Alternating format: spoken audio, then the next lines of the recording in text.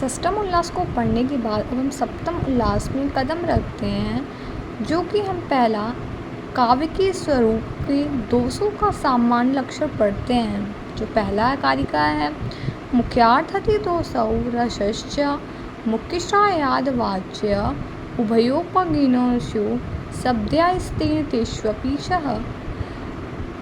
दूसरा है, दुष्टम पदम श्रुतिकटु च्युत संस्कृत प्रयुक्तम समर्थम निहतार्थमनुचितार्थ निरर्थकम वाचकम त्रिदाशलीलम संदिग्धम प्रतीतम ग्राम्यम नयार्थमतम भवित क्लिष्टम अविमृष्टिविधेयांश विरुद्धम कृति समासगतमेव।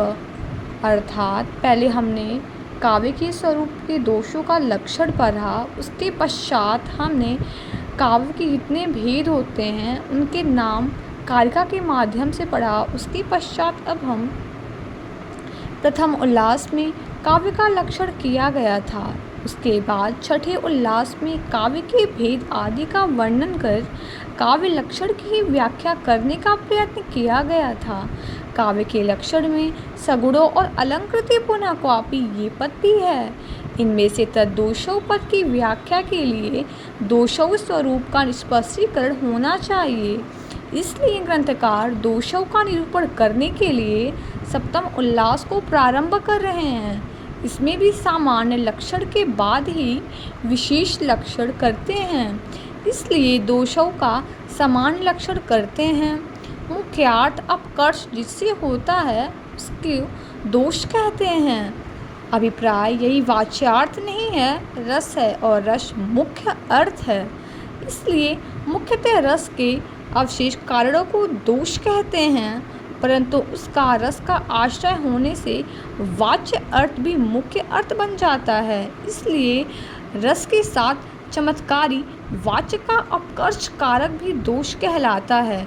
अर्थ दोष कहते हैं। शब्दादि रस तथा वाच्यार्थ इन दोनों के बोधन में उपकारक होते हैं, इसलिए उनमें भी वह दोष रहता है और वह पद दोष कहलाता है। जैसा कि हमने कारिका में ऊपर ही पढ़ा था, दुष्टम पदम श्रुतिकटु अर्थात पद का निरूपण प्रथम पहले किया गया है।